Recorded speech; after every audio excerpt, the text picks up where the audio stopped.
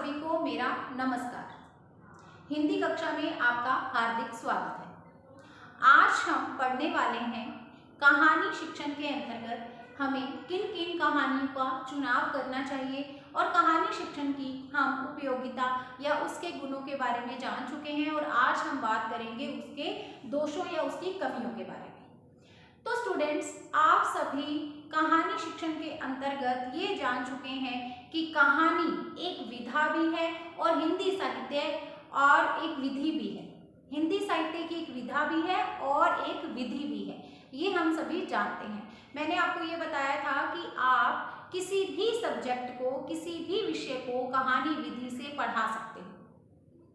तो इसी तरह से अगर हम बात करते हैं हिंदी साहित्य की विधा के रूप में कहानी की, तो कहानी को पढ़ाना है तो उसकी भी तो कोई विधि होनी चाहिए। जैसे मैंने आपको गद्य शिक्षण पढ़ाया, पद्य शिक्षण पढ़ाया, नाटक शिक्षण पढ़ाया, 3 प्रकार का शिक्षण इससे पहले मैं पढ़ा चुकी हूँ आपको।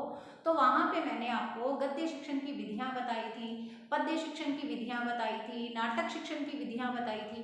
तो उसी तरह से फिर कहानी को पढ़ाना है। एक हिंदी शिक्षक को कहानी पढ़ानी है अगर अपनी कक्षा को, तो वो किस तरह से पढ़ाए, किस मेथड से पढ़ाए, किस विधि से पढ़ाए, यहाँ पे ये भी प्रश्न उठता है। तो मैं आपको ये बताना चाहती हूँ कि कहानी शिक्षण कहानी विधि से ही किया जाता है, यानी कहानी को आप कहानी विधि के माध्यम से ही पढ़ाएंगे। ठीक है, तो आपको इस चीज का ध्यान रखना है कि कहानी को किस विधि से पढ़ाया जाना चाहिए, कहानी विधि से ही पढ़ाया जाना चाहिए। ठीक है, तो ये चीज आपके लिए इंपॉर्टेंट है जाननी। इसी तरह से आज हम पढ़ने वाले हैं कि कहानी का चुनाव किया जाए। जो कक्षा में एक शिक्षक को अपने स्टूडेंट्स को कहानी पढ़ानी है, उसका चयन करते समय, उसका चुनाव करते समय किन किन बातों का ध्यान रखना चाहिए हिंदी शिक्षक को। तो चलिए इसे स्टार्ट करते हैं। कहानी का चयन या चुनाव, कहानी का चयन या चुनाव। तो सबसे पहली चीज या पहली बात चुनाव करते समय कहानी का जो हमें ध्यान में रखनी है वो ये है, छात्रों की मानसिक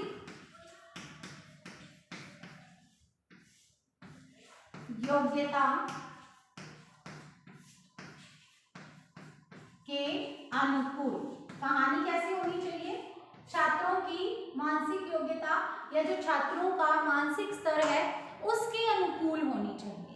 मानसिक स्तर हम सभी को ही पता है कि जिसके अंदर हमारी जानने समझने की क्षमता आती है, सोचने की क्षमता आती है। तो हमें बच्चे को ऐसी कहानियां सुनानी है जहां तक कि उसका माइंड पहुंच सके, जहां तक कि उसका दिमाग जा सके, जहां तक वो उसको आत्मसात कर सके, समझ सके, जान सके, यानी उसके स्तर के अकॉर्डिंग होनी चाहिए। ठीक है, आप उसको कहानी कुछ ऐसी, अब छोटे बच्चों को आप कहानी सुना रहे हैं तो कैसी कहानी, आप किसी वृद्ध की उसको कहानी सुना रहे हैं कि उसने अपनी सारी उम्र जो है वो अपने बच्चों का, परिवार का पालन करने के लिए ऐसा कर दिया। बच्चों को क्या इंटरेस्ट आएगा? नहीं। छोटे छोटे जो बच्चे होते हैं उनको कैसी कहानियां चाहिए? जानवरों की कहानियां चाहिए, या फिर अगर आप उन्हें कुछ पारिवारिक कहानियां भी सुना रहे हैं तो इसके अंतर्गत उन्हें चाहिए छोटे बच्चों की कहानियां, कि उसके अंदर उनके जैसा कोई बच्चा होना चाहिए। ऐसी कहानियां बच्चे को अच्छी लगती हैं, वो इसमें इंटरेस्ट लेते हैं। तो आपने कहानी का चुनाव करते समय बच्चे की, छात्रों की मानसिक आयु को या उनके मानसिक स्तर को ध्यान में रखना है। आपने ऐसी कहानी बच्चे को सुनानी है जो बच्चा समझ सके, बच्चे को जो अच्छी लग सके, बच्चे को जिसका ज्ञान हो सके। ये नहीं कि बच्चे के सिर के ऊपर से ही निकल रही है। अगर आपने कोई कहानी बच्चे को, आप चाहते हो कि याद हो जाए, बच्चा उससे कुछ सीखे, तो इसके लिए जरूरी है कि वो उसके मानसिक स्तर के अनुकूल होनी चाहिए। ठीक है, तो चयन करते समय आपको इस बात का ध्यान रखना चाहिए। अगला बिंदु जो आपने ध्यान रखना है वो है क्रियाशीलता के सिद्धांत की पालना।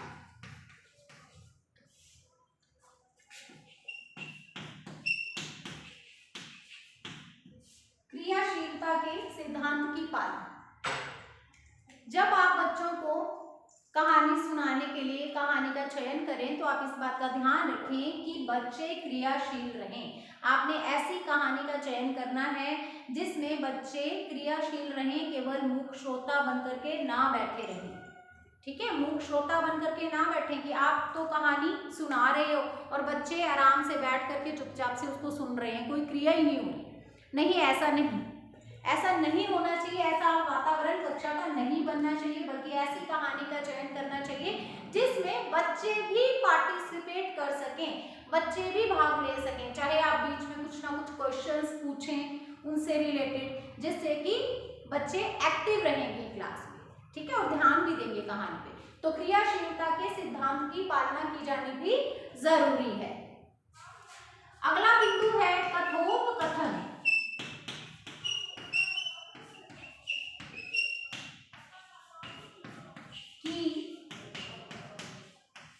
पर्याप्त मात्रा। कथोपकथन की पर्याप्त मात्रा। कहानी के तत्वों में हम पिछली कक्षा में पढ़ चुके हैं क्या क्या आता है। तो कहानी के तत्वों में कथा वस्तु आती है, पात्र एवं चरित्र चित्रण आता है उनका। कथोपकथन, वहां पे मैंने तीसरा बिंदु आपको बताया था, कथोपकथन होते हैं। कथन प्लस उपकथन, कथोपकथन।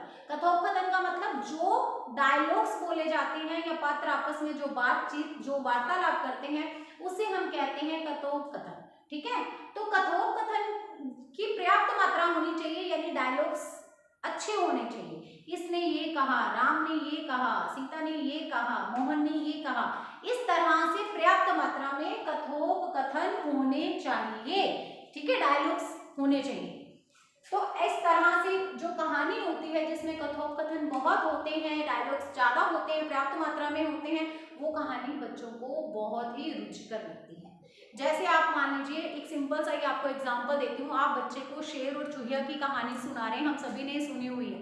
तो वहां पे आप ये कह सकते हैं, विद एक्शन बच्चों को बता सकते हैं कि चूहिया, जब शेर ने चूहिया को पकड़ लिया तो वो रिक्वेस्ट करने लगी, यानी प्रार्थना करने लगी, विनती करने लगी शेर से कि प्लीज मुझे छोड़ दो, प्लीज मुझे छोड़ दो, मैं किसी दिन तुम्हारे काम आऊंगी। तो विद एक्शन, विद आप एक्सप्रेशन, हाव भाव और अपने मूवमेंट्स के द्वारा, आप एक्शंस के द्वारा बच्चे को अच्छे से वो कहानी, उसके डायलॉग्स बता सकते हैं। ठीक है, तो इस तरह से कथोपकथन की पर्याप्त मात्रा होनी जरूरी है।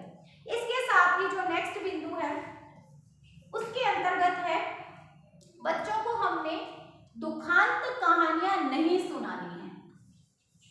दुखांत कहानियां या कहानियों का चयन नहीं। ठीक है, हमें दुखांत कहानियों का चयन नहीं करना है, बल्कि हमें अच्छी अच्छी जो सुखांत कहानियां हैं वो ही बच्चे को सुनानी है। दुखांत कहानियां जो होती हैं वो बच्चे के माइंड पर, उसके मानसिक स्तर के अनुकूल नहीं होती, उसके दिमाग पे सही असर नहीं डालती हैं, प्रभाव लंबा जो है वो छोड़ती हैं। जो दुखांत कहानी होती है उनका प्रभाव बहुत लंबे स्तर तक होता है, और हमने बच्चे को ऐसी कहानियां नहीं सुनानी है, बल्कि बच्चे को सुखांत कहानियां ही सुनानी है। यानी ऐसी कहानियां जिनका अंत जो है वो सुखपूर्वक होता है, कि लास्ट में अगर कोई समस्या भी थी तो वो सही होगी, उसका समाधान निकल गया, सब खुशी खुशी रहने लगे, ऐसी कहानियां सुनानी है बच्चे को। तो दुखांत कहानियां हमने चयन उनका नहीं करना है। ठीक है, इसके अलावा चित्रों का प्रयोग।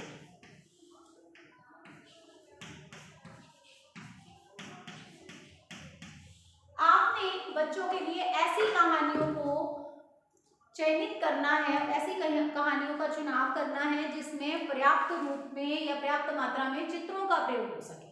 ठीक है, चित्रों के प्रयोग से अगर आप किसी कहानी को बच्चे को सुनाते हैं तो वो बहुत ही इफेक्टिव या प्रभावशाली हो जाता है, आपकी टीचिंग भी प्रभावशाली होती है इससे। हमें पता ही है कि दृश्य श्रव्य सामग्री का हम यूज क्यों करते हैं, जिसमें कि चित्र भी आते हैं।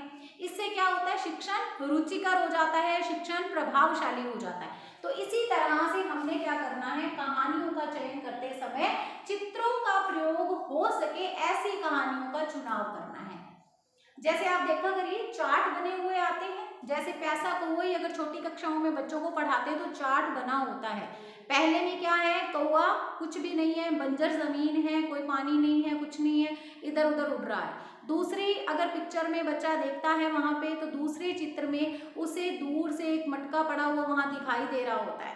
तीसरे चित्र में वो क्या कर रहा है, उसके अंदर पत्थर डाल रहा है, और चौथे चित्र में दिखा रहे हैं कि पानी ऊपर आ गया है और वो पानी पी रहा है। इस तरह से कुछ चित्र बना करके या कुछ जो है पिक्चर्स के द्वारा वो कहानी कंप्लीट की जाती है। तो हमने कहानी का चयन करते समय कोशिश करनी है कि ऐसी कहानी बच्चों को सुनानी है जिसमें पर्याप्त चित्रों का प्रयोग हो सके।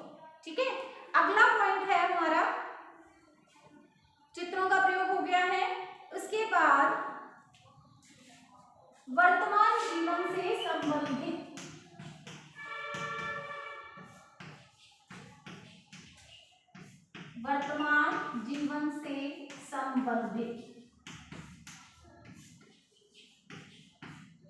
कहानियां बालकों के वर्तमान जीवन से संबंधित होनी चाहिए। ठीक है, वर्तमान जीवन से संबंधित होने का मतलब क्या है, बच्चे को प्रेजेंट टाइम का एहसास दिलाए। ठीक है, ऐसी कहानी।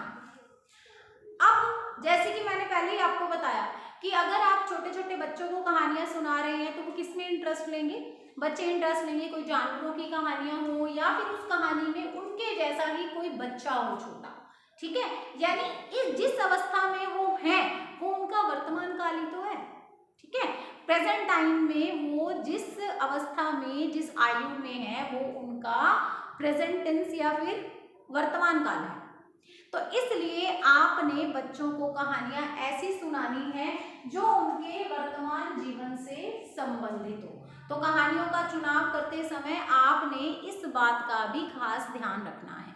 ठीक है, इसके साथ ही जो हमारा अगला बिंदु है वो है जो मैंने आपको बताया था कहानी शिक्षण की जो उपयोगिता में पहला बिंदु बताया था आपको, मनोरंजन का गुण।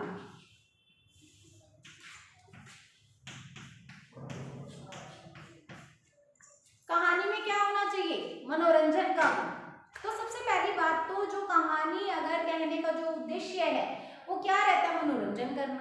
ठीक है, कहानी सुनाई क्यों जाती है, अगर आपसे ये पूछा जाए तो जो सबसे पहला शब्द या जो सबसे पहला उत्तर आपके मुंह से निकलेगा वो है आनंद की प्राप्ति के लिए या मनोरंजन के लिए कहानियां सुनाई जाती हैं।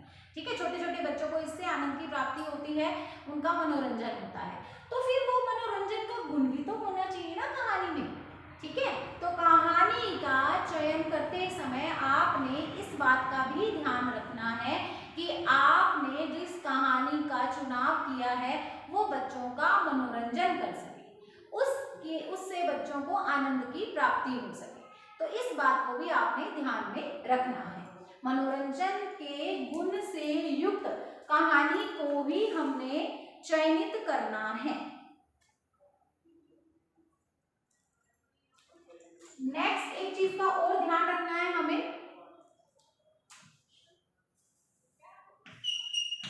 प्राथमिक स्तर हेतु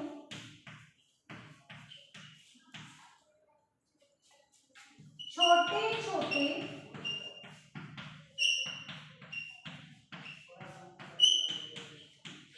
वाक्यों से युक्त कहानी। क्या समझ में आया आपको इस बिंदु से कि अगर आप कहानी का चुनाव करने जा रहे हैं और आप प्राथमिक स्तर पर सुनाने के लिए या प्राथमिक स्तर के बच्चों को सुनाने के लिए कहानी का चुनाव करने जा रहे हैं तो आप किस बात का ध्यान रखेंगे कि उसमें जो डायलॉग्स हों, उसमें जो वाक्य हों, सेंटेंस हों, वो बहुत ही छोटे छोटे हों।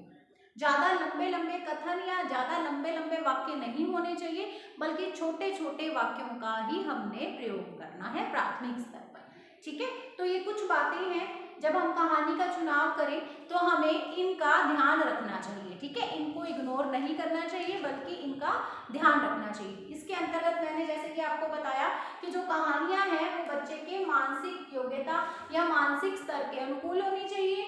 कहानी सुनाते समय या कहानी बच्चों को जो है वो पढ़ाते समय क्रियाशीलता के सिद्धांत की पालना होनी आवश्यक है। बच्चे क्रियाशील रहे, केवल मूक श्रोता ना बने रहें। फिर कथोपकथन पर्याप्त मात्रा में होने चाहिए और इसके साथ ही कहानियां जो हैं वो दुखांत नहीं होनी चाहिए बल्कि सुखांत होनी चाहिए। इसके अलावा पर्याप्त मात्रा में ऐसी कहानियां होनी चाहिए जिनमें पर्याप्त मात्रा में चित्रों का प्रयोग हो सके। इसके साथ ही बच्चों के वर्तमान जीवन से संबंधित कहानी होनी चाहिए, मनोरंजन का गुण होना चाहिए। और अगर आप प्राथमिक स्तर के बच्चों को सुनाने के लिए कहानी का चयन कर रहे हैं तब आपने ध्यान रखना है कि ऐसी कहानियां जिनमें छोटे छोटे वाक्य हों उसी का ही चुनाव करना चाहिए। तो ये हो गया है हमारी कहानी का चयन या चुनाव करते समय ध्यान रखने योग्य बातें। अब हम पढ़ेंगे कि जो कहानी है या फिर कहानी विधि कह लो, कहानी शिक्षण कह लो, उसके दोष या सीमाएं क्या हैं। चलिए आगे बढ़ते हैं।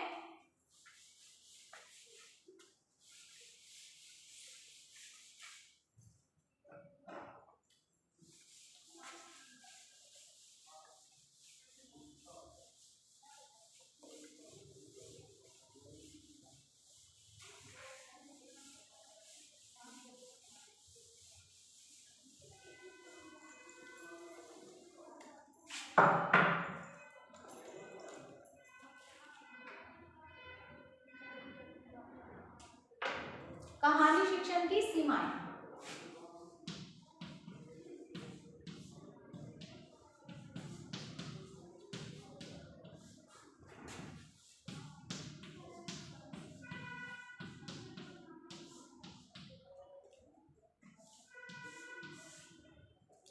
तो जो कहानी शिक्षण के अंतर्गत जब कहानी पढ़ाई जाती है तो उसकी जो दोष रहता है या उसकी जो सीमा रहती है या उसे जो हानि कह सकते हो वो होती है, तो उसके अंतर्गत जो पहला दोष हमारे सामने आता है कि ये जो कहानी है वो सभी स्तरों के लिए उपयोगी नहीं है।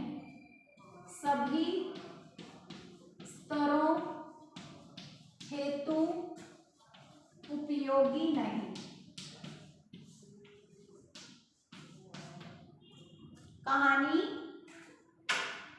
कहानी जो है, कहानी शिक्षण यानी कहानी शिक्षण कह लो या कहानी विधि, मैंने दोनों ही चीज़ें आपको बताई हैं। अगर हिंदी साहित्य की गद्य विधा के रूप में मैं बात करूं तो कहानी की बात करूंगी, और अगर मैं कहानी विधि की बात करूं तो वहाँ पे वो विधि के रूप में भी सभी कक्षाओं के लिए उपयोगी नहीं है। ठीक है। और जो बड़ी क्लास के बच्चे हैं ना, अगर विधा के रूप में भी देखें तो कहानियों में कोई इंटरेस्ट इतना ज़्यादा वो बच्चे नहीं लेते हैं। ठीक है। तो इस तरह से इसका जो दोष है, जो सीमा है वो क्या है कि सभी स्तरों के लिए ये उपयोगी नहीं है। अब जैसे प्राथमिक स्तर की बात करिए तो अगर विधि के रूप में प्रयोग में ले रहे हैं या फिर विधा के रूप में बच्चे को कहानी पढ़ा रहे हैं हिंदी के अंतर्गत, तो बच्चे उसमें फुल इंटरेस्ट लेते हैं। प्राथमिक या जूनियर स्तर के जो बच्चे हैं वो इससे पूरा लाभ उठाएंगे, पूरा इंटरेस्ट दिखाएंगे इस मेथड में। लेकिन जो सीनियर या सीनियर सेकेंडरी स्टूडेंट्स हैं वो इसमें कोई रुचि नहीं दिखाएंगे, उनका कोई मनोरंजन नहीं होगा और वो इस चीज़ को इतना ज़्यादा जो है वो इंटरेस्ट से नहीं लेंगे। इसके चलते हुए ये इसका दोष या सीमा है कि सभी स्तरों के लिए उपयोगी साबित नहीं होगी। इसके बाद जो दूसरी इसकी सीमा है या दोष है वो ये है कि ये केवल समृद्धि पक्ष पर बल देती है, केवल समृद्धि पक्ष पर बल। देखिए हमें कुछ भी शिक्षण कराना है, ठीक है, चाहे गद्य पढ़ाएं, चाहे पद्य पढ़ाएं, चाहे नाटक, चाहे कहानी, चाहे व्याकरण, कुछ भी पढ़ाएं, उससे बच्चे के व्यवहार में परिवर्तन चाहिए, है ना। बच्चे का अधिगम होना चाहिए, बच्चा कुछ ना कुछ सीखे, या फिर हम ये कह सकते हैं जो हमारे शिक्षण का उद्देश्य है उसकी पूर्ति होनी चाहिए। यही रहता है ना, थीम रहती है हमारे दिमाग में कि बच्चे को हम शिक्षण करा रहे हैं तो हमारे जो उद्देश्य हैं टीचिंग के, जो शिक्षण के उद्देश्य हैं उनकी पूर्ति होनी चाहिए। इसीलिए हम बच्चे को पढ़ा रहे हैं ना, कोई भी विधा कह लो, तो यहाँ पे ये जो कहानी है ये केवल समृद्धि पक्ष पर बल देती है। समृद्धि पक्ष मतलब, समृद्धि का मतलब याद रखना। आप देखिए, हम बच्चे को कहानी सुनाते हैं, बच्चे को हम कहते हैं कि भाई कहानी सुन करके याद रखना, चाहे आप बीच में से प्रश्न पूछें, चाहे आप उसे जो है दूसरे दिन कहानी सुनाने के लिए कहें, कुछ भी कहें आप उसे, लेकिन यहाँ पे जो पक्ष निकल करके आएगा, जिसका विकास होगा, वो होगा केवल और केवल समृद्धि पक्ष का विकास। ठीक है, या फिर हम कह सकते हैं कि कहानी केवल बच्चे के समृद्धि पक्ष को प्रबल बनाएगी। बाकी ये किसी की बात नहीं करती, कोई ज्ञान की बात नहीं करेगी, कोई ये अवबोध की बात नहीं करेगी, कोई ये कौशल, बच्चे को कुशल बनाना ना, कोई नई स्किल सीखना बच्चे का, वो कुछ नहीं है। ठीक है, तो इस तरह से ये केवल और केवल समृद्धि पक्ष पर, याददाश्त पर, याद रखने पर ही बल देगी, बाकी सारी चीजें इसमें अवॉइड हो जाएंगी।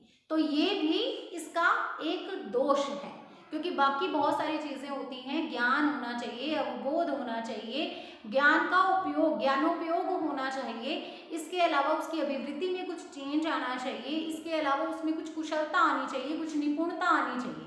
तो ये सब कुछ नहीं हो पाएगा, केवल और केवल समृद्धि पक्ष ही प्रबल बन पाएगा। ये भी इसका दोष है या इसकी सीमा है। इसके बाद जो तीसरी जो इसके सीमा है वो है कि बालक केवल श्रोता के रूप में रहते हैं।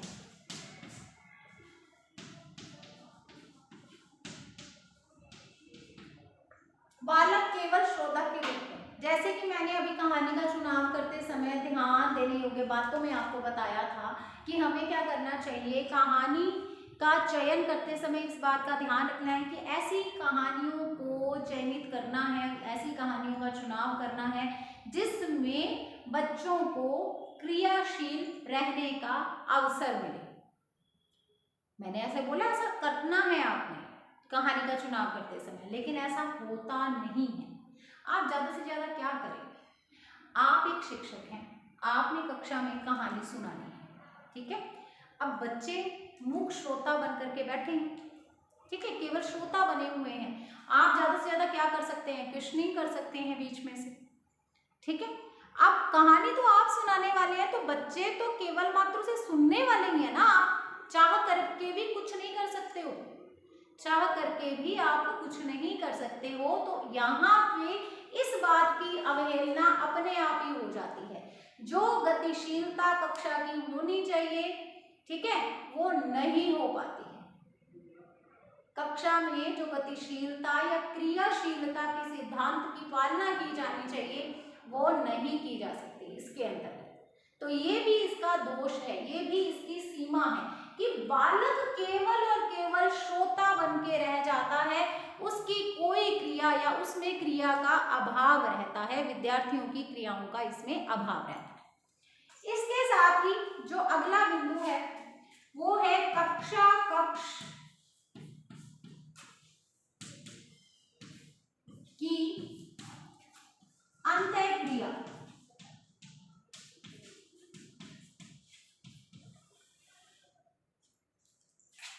न हो पाना।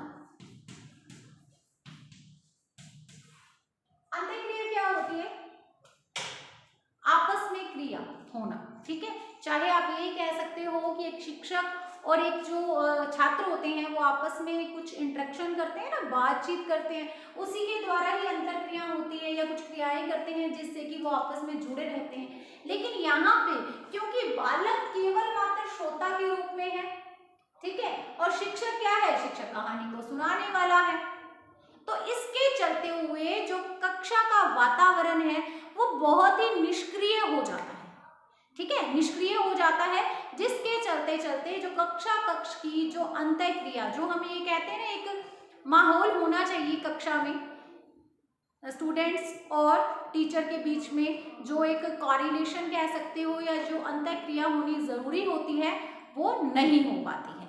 इस तरह से ये कहानी शिक्षण की सीमाएं हैं कि सभी स्तरों में तो ये उपयोगी नहीं है, केवल समृद्धि पक्ष पर बल देती है, बालक केवल श्रोता के रूप में ही रहते हैं और इसमें कक्षा कक्ष की जो अंतः क्रिया है वो नहीं हो पाती है। ये इसकी कमियां हैं। ठीक है, अब हमने कहानी शिक्षण के अंतर्गत जितने भी बिंदु थे उन सब पे बात कर ली है। ये आज तीसरी क्लास है हमारी कहानी शिक्षण की और आज की क्लास में हमारा जो ये कहानी शिक्षण का टॉपिक है ये समाप्त हो गया है। ठीक है, अभी आप सभी को पता ही है कि हमारे सिलेबस में 6 प्रकार का शिक्षण दिया हुआ है, जिसमें से हमने गद्य शिक्षण पढ़ लिया है, पद्य शिक्षण पढ़ लिया है, नाटक शिक्षण पढ़ लिया है और आज कहानी शिक्षण भी समाप्त हो गया है, कंप्लीट हो गया। तो इस तरह से अभी 2 प्रकार का शिक्षण और बाकी है, रचना शिक्षण और व्याकरण शिक्षण, जिसे हम अगली कक्षा में स्टार्ट करेंगे। Okay, bye bye.